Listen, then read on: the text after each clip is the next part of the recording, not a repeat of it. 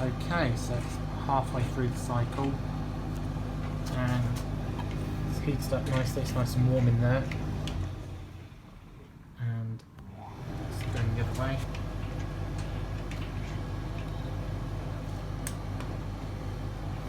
Time is just advanced on to 20 minutes.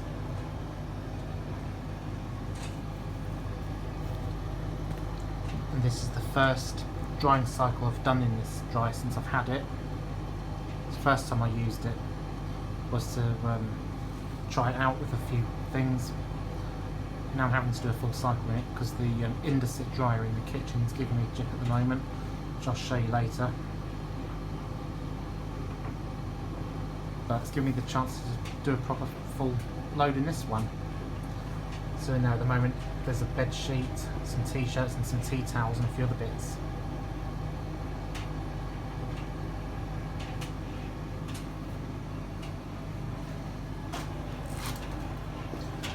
And there's the light.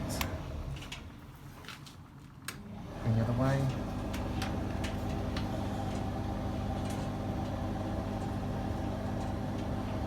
And there's the light again.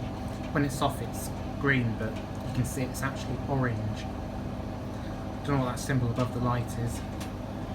There's the model number there. Buttons there to turn it off, on and off, and select delicate heat. And that's the timer. That's advancing in there, and the dial just showing what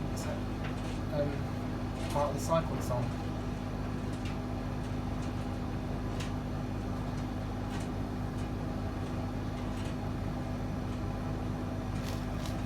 And there's the vent. Just venting out the door.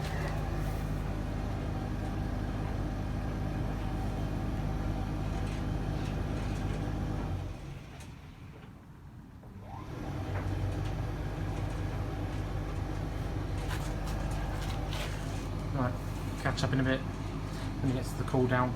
Bye.